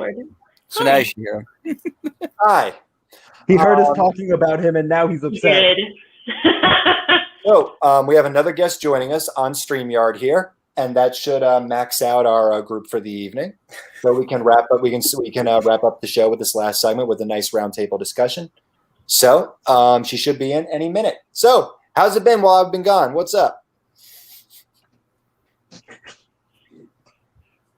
Andrew is here. You don't want to ask questions? Smack on me. We've been talking about the perception of our voices to ourselves. I think. So yeah, I just want to say something to the audience real quick. For everybody trying to join, there are 2 ways to join on Drop a Lineup. You can send. Whoop! I hit my desk. You can join us via StreamYard, which is the chat room, which brings us to Facebook, YouTube, and Twitch. And you can get that via email link. Diana is joining us there right now. And as for Instagram, you can join us. Up to 4 people can join us on Instagram. So at any time in the stream, you can join us. But when we have an overload of people, do go over to StreamYard, which can hold up to 10 people at a time. Thank you all so much. We're learning this together. Instagram is very glitchy, and it's all good. We have another guest. Here is Diana. Hello. Oh, thank goodness. Hang on, you guys. Hang on. I'm sorry. It is no problem. Yes. It is no problem at all. Oh, we have a party of 6. You guys, I am so sorry. I could not get on Instagram. I was about in tears. It is okay because they were having a great discussion while we were working that out. Thank you all for holding down the fort while I was gone. And now we are all here. Diana, we are so happy you could join us. I'm sorry, I got no makeup on. I didn't It even is know this was okay. going to happen today. It is okay. But, I have no makeup on either. How God are bless you? my daughter. Look at My my daughter eyes. was trying I have to help not me. slept, so it's okay. I am So so sorry. I am just so jacked up right now from It is trying. I okay. was hold on. So, I have an exciting announcement. I figured out, and it's gonna sound very dumb. I had Facebook open in the background, which meant the echo that I was hearing was the stream from Facebook, and now I feel ridiculous. I've also now realized that StreamYard mirrors your movement and Instagram doesn't, and this has been. Oh, that's hilarious. Well, now that you bring that up, I'm gonna have to like play with it. So you know. I've ruined it, Alec. I'm sorry. I have never used StreamYard. Is this just for us, or do other people hear us, or what's this? This is broadcasting to Facebook, YouTube, and Twitch right now. Really? Yes. Okay. Oh, Yes. now I feel really dumb. Okay. No, you're fine. You're fine. We're glad you could join us. You're a writer as well. Do you want to share a little bit about what you do and what you're working on? Oh, you guys are so sweet. So I have a book out right now. You could probably see my book cover on the wall. I got 2 book covers on the wall. It's a young adult urban paranormal fantasy, and it deals with mental health issues in a fictional setting that I didn't actually design it that way. And I think someone talked about how this stuff just kind of happens kind of like organically, and it does. And it took about 11 years to get it to between writing it, rewriting it, rewriting it, and to get an agent and then to actually have it published. But the basic premise is that the main character is half angel, half man, and he was a part of the fall of like Earth, and he fell in love with this human girl, and he's trying to save her from hell. However, has tons of shame, and he doesn't know how to deal with that and basically tell her, look, I love you, but I doomed you to hell. So he's trying any trick, this side or the other side of sin, to try to save her, but where the mental issues comes in, I mean, he's very addictive. He actually uses a self-harm to try to work out his feelings, and he doesn't really know what's going on because he's not fully human, but yet he can feel our pain. And so you kind of see him migrating that reality of addiction and everything, trying to work out his feelings for what he did. And unfortunately, he can't take it back. He can only try to get out of it if it's possible. So that's in a nutshell. That is the coolest thing I've heard in such a long time. Yep. Oh my God, you guys are going to make me cry. So, Diana, I need you to know that from the perspective of comedy, I like my brain, like the way you said it, very serious. It's a brilliant concept. My brain immediately went to a comedy of errors, and I think that the idea that one, you can say this idea and have this very brilliant and like serious in-depth idea that analyzes addiction, that analyzes character, that analyzes a lot about self-harm and the idea of guilt in a way. Yeah. And meanwhile, in my brain, I'm going, this could be also the funniest thing ever. And the idea that can exist in the same world is my favorite thing. And God bless, I mean, thank you for saying that, because there's 4 characters. Well, actually, the main character, his name is Dagon, and he's really funny, but there's 4 fallen angels. They're not human. They're greedy, conniving. They don't really care if they sin at all. They live between morality and immorality, beyond immorality. And so there is this comical thing that goes on. They don't know a lot about humanity, even though they've been on the earth long enough to you think they would know. so it's sad in one reality because he's never had a friend. He's been looking for her that's the other thing. He's been looking for her for centuries. He doesn't know if this Satan character has actually duped him, because this Satan character, I mean, she's a woman, actually she's a dragon, but she only gave him enough to bite, to be a part of Doom and humanity. So he's like, maybe this was a bag of lies. Maybe she doesn't really exist. But in his heart, he believes she's real. So he's looking and looking and looking for her. And he doesn't know a lot about humanity. So there's a lot of kind of sad, funny things at the same time. It's funny because they don't know, but it's also sad because they don't know. But if you don't mind me just saying real quick, because I don't want to take up too much time. I mean, so I do have a heart for mental illness. At the time, I didn't really understand my role in what I physically struggle with. And so I think your soul writes what it knows, even though if you don't know. And I have since been diagnosed with things, but addiction runs in my family. It just does. It's just the way it is. And there's a lot more understood about it. And I had a couple of beta readers probably about 8 years ago read my novel. You know, he's a smoker, and you don't really see YA smokers. And so the teen said, listen, you've got to keep this in. This is what we see. And I'm not glorifying it. It's just a real thing. He's a rocker. Well, you got to have a rocker. and just kind of strangely, I'm going to end it with this. And if you guys ask, because I got tons of questions as you guys. I don't know how this happened, and I don't even if I'm going to say it because it's going to sound so bizarre. But my oldest daughter, she was probably 12 when I started writing. She's 23. And probably about 5 years ago, she said, Mom, your character reminds me of like somebody. I'm like, all right, he doesn't exist. She said, no, I know he doesn't. And I had an artist that said, okay, I think he's Jim Morrison. I'm like, oh. She said, no, I don't know who he is.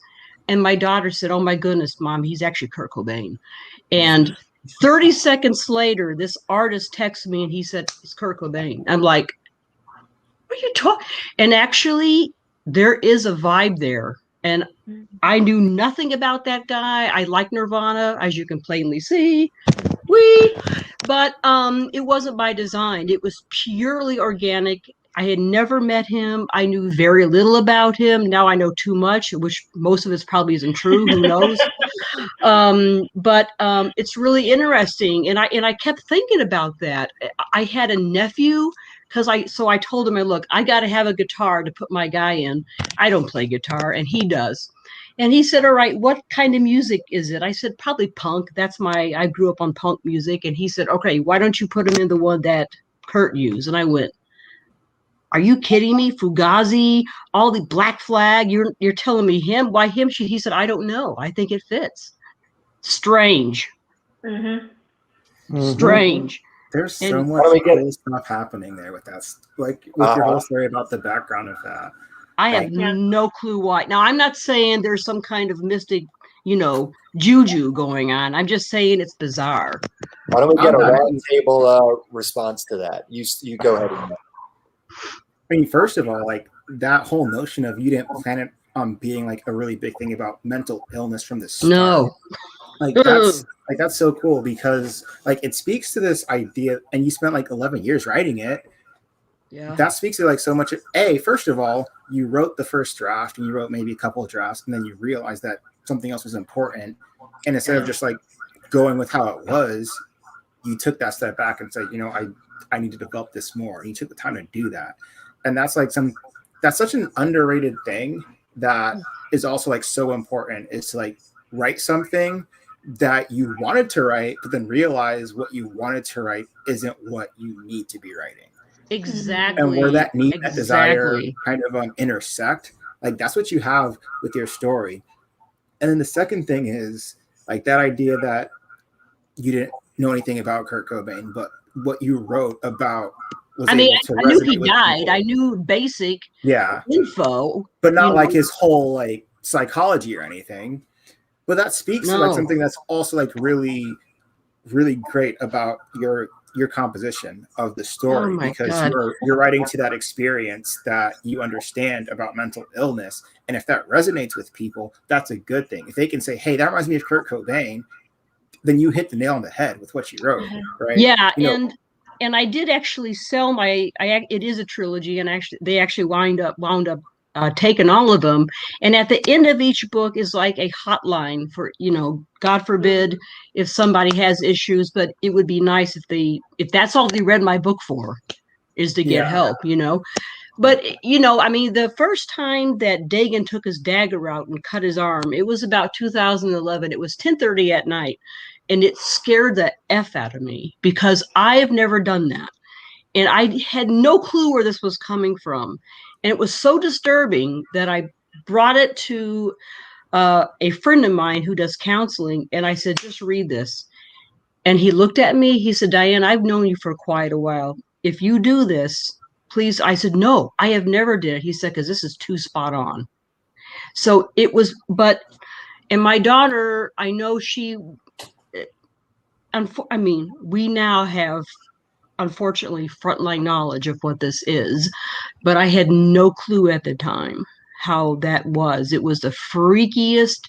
So here is my question to you guys.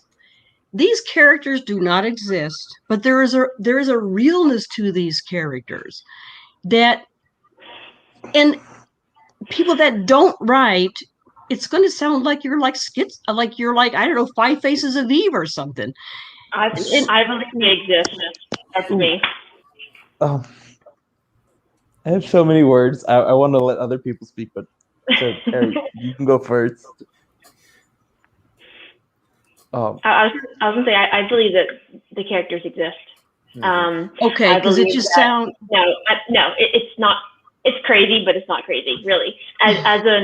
When you're writing, for me, when I was writing my book, I could make the characters do something, but they would look at me and be like, yes! I'm not doing that. Okay, so I'm...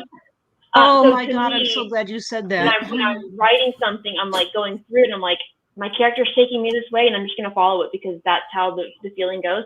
I also tend to think that as a creative source, there is a type of muse that connects with us. Maybe that's just me and my woo-woo beliefs, but no, because to people that don't write, like my husband's quite lovely. I mean, he's a CPA, so he's got that other part, and he's like, I just don't get that. I'm like, I don't even know how to explain it. And my oldest daughter, who's now 23, she was 12. I had to give one of the characters the axe. They just had to go.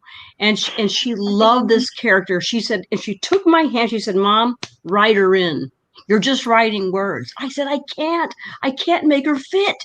And I don't know how to explain that. So if any of you have any... I will say one more thing before I'm quiet. I think that in regards to the writing, something that you said you don't know with the cutting, we all have shadows inside of us that turn ugly sometimes, and doesn't mean they are brought to life, doesn't mean that they're true in the sense of like we don't turn or whatever, but there are things inside of us that we all think about, we all wonder about, we all have that ugly side of us, and that's like the kind of the brain. But like I can't describe it because I don't have the degree that Sam has. I'm just sitting here waiting. All good. But I mean, I believe like it's somewhere inside, and it doesn't make it bad or wrong because all of us have a feeling and dive into those thoughts, whether we act on them or not. Okay. Yeah. What do you think, Sam? I have a lot of feelings on this, so I bet you do. So first off, I want to let you know that as someone who writes mental illness, talks mental illness, has mental illness, lives mental illness, teaches mental illness, and works very in depth on it, there's two things that really immediately come to mind. You do that? Yeah. It's part of my life. I had to be on today, people. So, the first thing that really means so much to me about this, when you're talking about things like self-harm, when you're talking about addiction, when you're talking about this, the truth is that they are a reality that many people deal with.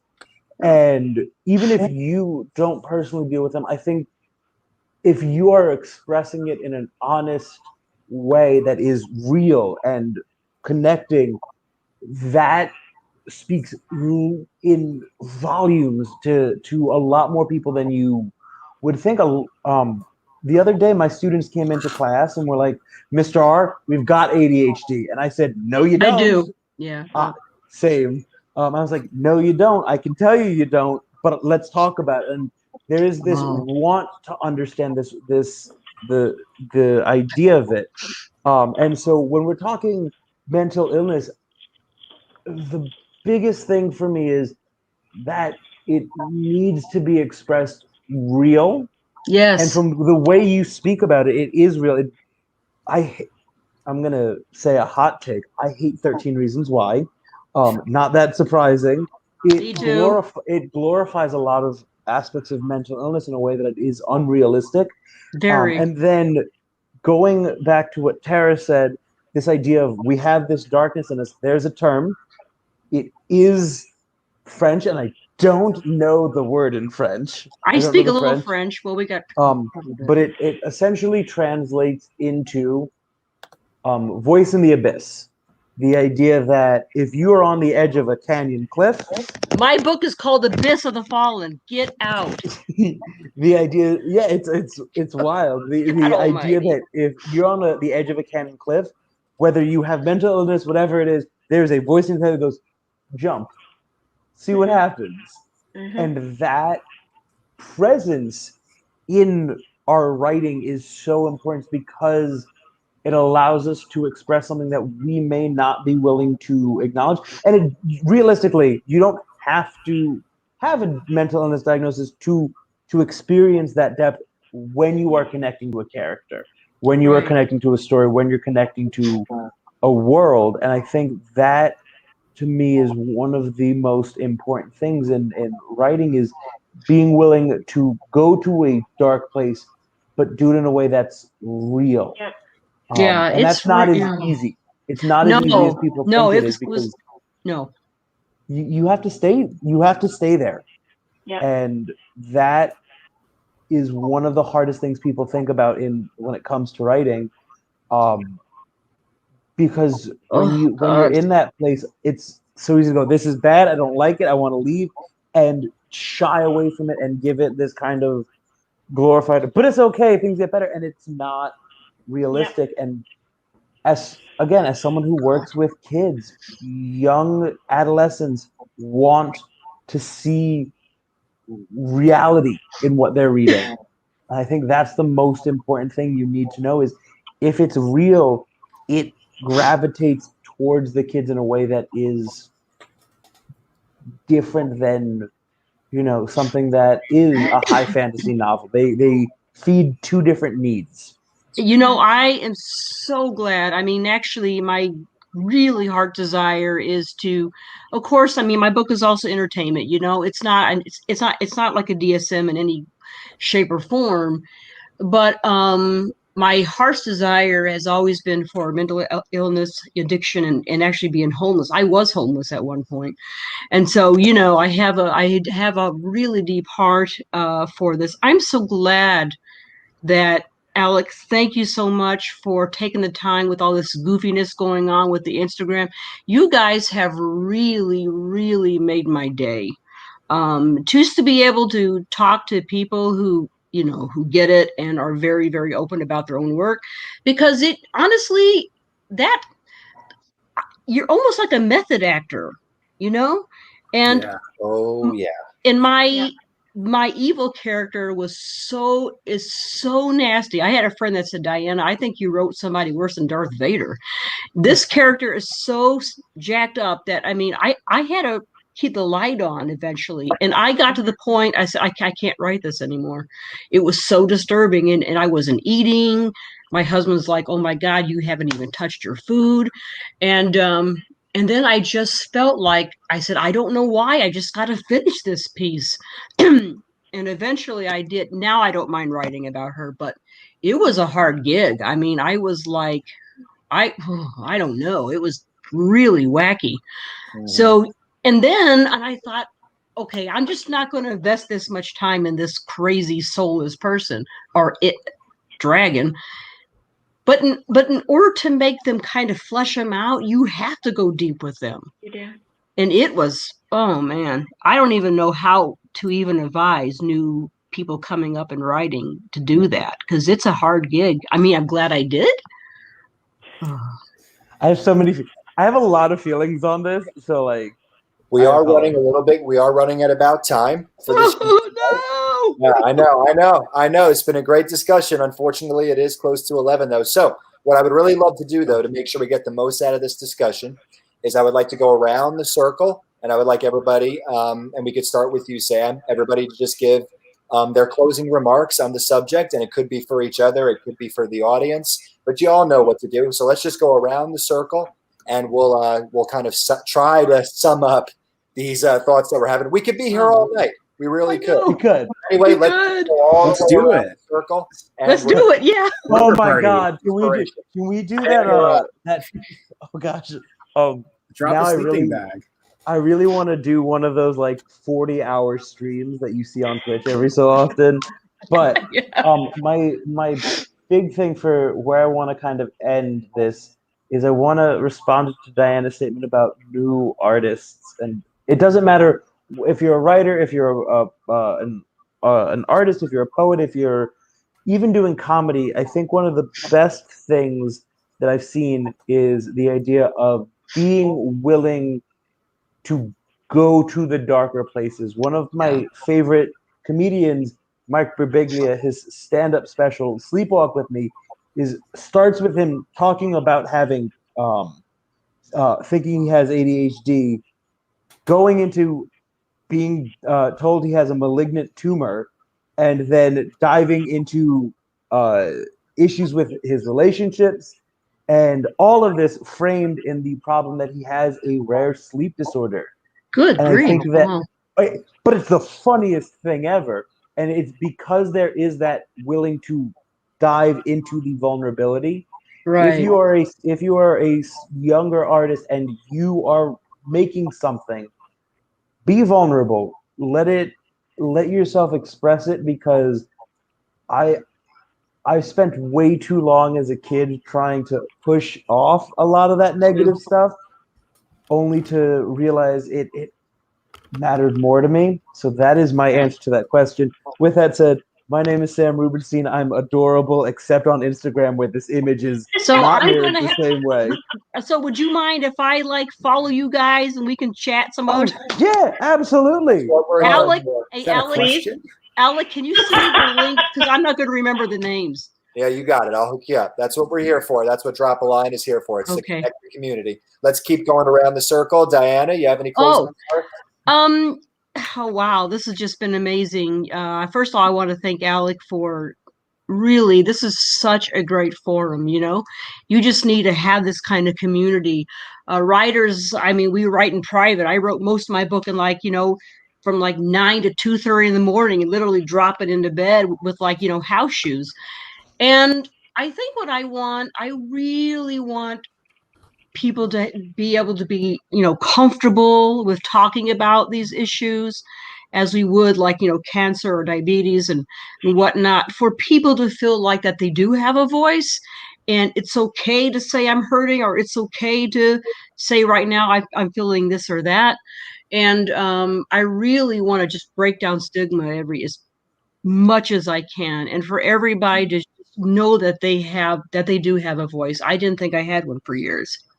So. Absolutely. Ime? Right, so I'm going to be a broken record and talk about just characters some more, because I think it's really interesting that that Diana, you felt like you shouldn't have been able to write about these things. And I think Sam was really on the money with what he said about the psychology of it. Yeah. But also I taught my last class of the semester on Wednesday, and this is what we talked about. is, everything that we're doing in life and like on a day-to-day basis, we are always researching 100% of the time, right? Every experience that we have as people is research. And we take those experiences and we put them into our writing. We don't do this like consciously. You don't walk around thinking about the judgments that you're making about people or how you're interpreting certain things, but you're doing this all the time, right? So if you're someone who has certain experiences in your life, even subconsciously, I think it's really easy for that to make it into your writing. I don't think we give ourselves enough credit for like everything that we like consume and think about and contemplate over the course of a day. Over the course of just a second, you meet somebody, you make so many judgments about them, from their behavior, the way they look, and everything, right? Mm-hmm. And I think that's probably what made it into your writing, was that you have experienced things with people that you've taken from different people, different scenarios, and you have, just subconsciously crafted those together and interpreted those and put them in a frame of reference that makes sense, right? And that's how you're able to have that genuine experience that you're able to portray in your writing, is because that's something that you have experienced that that you weren't thinking about, but it came out when you're writing, because again, that's that point of vulnerability that you want yourself to have and put that in your writing. So I just I'm just weeping right now because but no, I think it's like that's for every writer. Like you just have to just understand that's what's happening a lot of the time. And not only were you able to like do that subconsciously, but you're also able to go back and do that critically and say, okay, this is a thing that's important that I'm working on. How do I develop this further? How do I make this important in what I'm writing about? Right. And so that's super important for anyone who wants to do anything creatively, is to, just understand your influence, understand what's influencing what you're doing, and to also understand, on a deeper level, like Sam was saying, am I being authentic to these people? Do I need to do some research? Do I need to talk to some people who have ADD to figure out, is this correct or not? In your case, you didn't, because people came to you and said, this is me. That's it. So you didn't have to do that. But, it's super important to talk to people about, the writing that you're doing and see what those different perspectives have to offer you, and to just take in that experience that you have on a day-to-day basis in your life and understand how you can apply that to what you're writing. So that's my takeaway. I'm Ime. I write stuff sometimes. Sometimes I edit things. If anyone that's wants the other thing. editing done, I'm really good. I want to buy your work, but I don't even know where you guys are being able to buy it. SamsDumbFace.com. Sarah, how about you? I just want to address going kind of back towards the younger writers, younger audience coming in.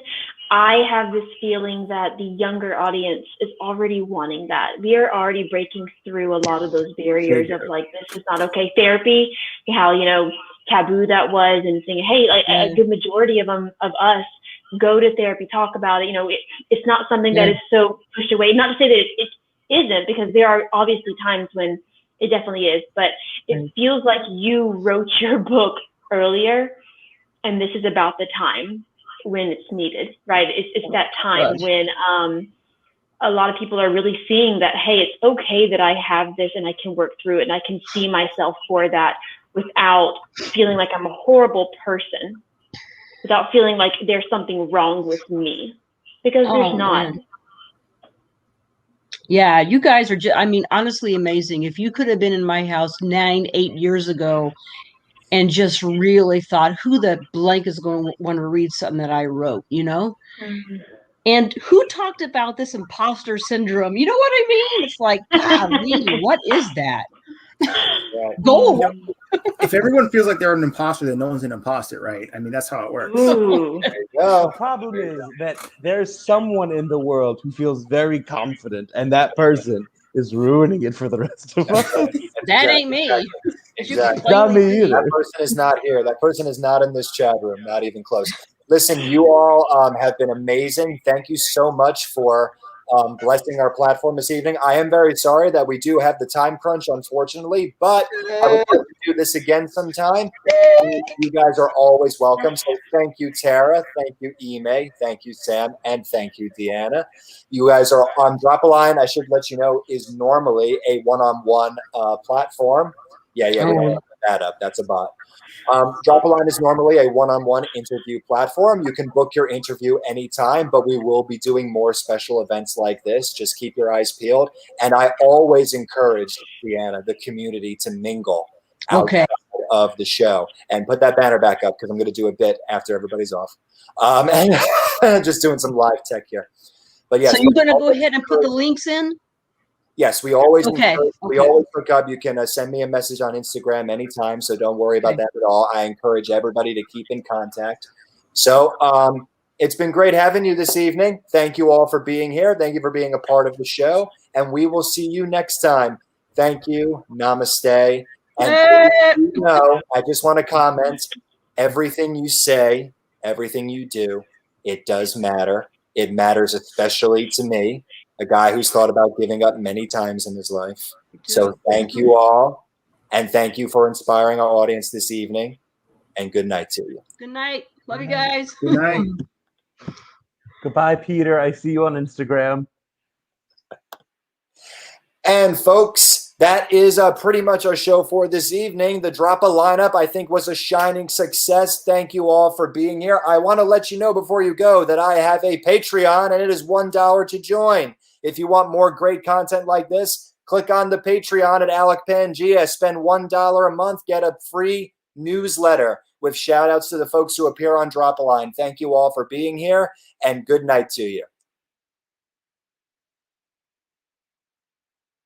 And